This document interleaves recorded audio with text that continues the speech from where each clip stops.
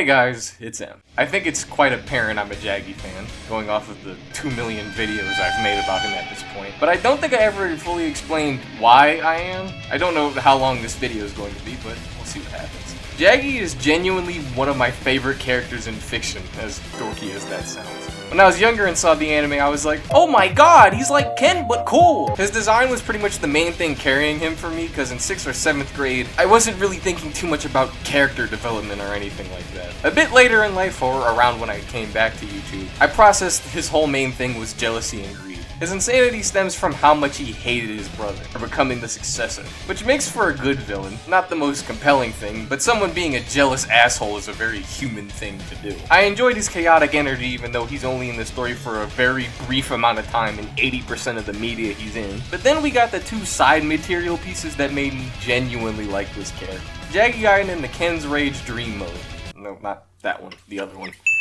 I've made a full review on Jagi Gaiden already, so there isn't much reason for me to go into great detail on it here, but to keep it short, Jagi was saved as a baby by Ryukin, who then raises Jagi as his own son. While Jagi's a young teen, or maybe a bit younger, Ryukin adopts 2 more sons and begins teaching them Hokuto. Jagi's jealous his father cares more about these 2 strangers than him, and just wants Ryukin to be proud of him, so he tries to learn Hokuto but seemingly fails over and over again, and is far under his brothers. Then along comes young Kenshiro, who far outperforms him in every way on arrival. Alongside training, he manages to find a love interest. For a time, things were looking up for him in some ways. He's friends with this new girl, he notices that his Hokuto's improving, and his father accepted him as a candidate for Hokuto's succession. Then everything begins crashing down, with Jagi's jealousy of Kenshiro slowly spiraling, as Ryukin hardly seems to care about him anymore, and his love interest dying horribly. After all of these events happen to him, he's left absolutely broken, and at his lowest point, Kenshiro's named the successor of Hokuto. The man Jagi's been envious of his entire life took the last thing he even had to work towards.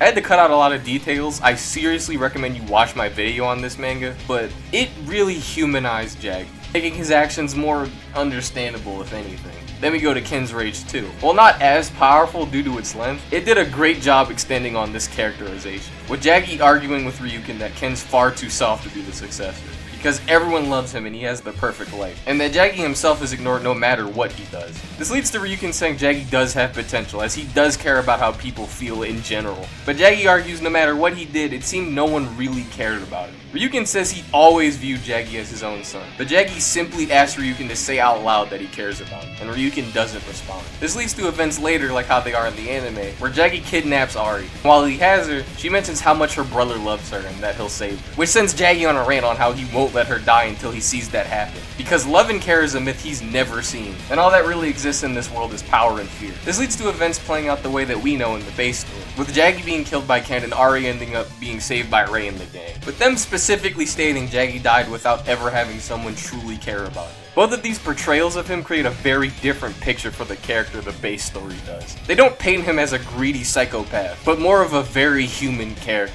He started off as this innocent child who just wanted to make his father, the only person in his life that seemed to actually care about him, proud. His jealousy towards Ken and his other brothers to a lesser extent is justified. He was always overshadowed by them and he felt like no one cared about him or what he managed to accomplish, while someone like Ken was getting all of the praise. He's not meant to be this perfect character. He's very flawed, but in a very human, realistic way. He didn't have anything. His birth parents died, his lover was murdered in a horrific way, and his adoptive father couldn't even say that he cared for him. All alongside trying to perfect a martial art he never wanted to learn to begin with, and he was being neglected along that entire path. To talk about myself for a very brief moment, I don't want to say that's literally me!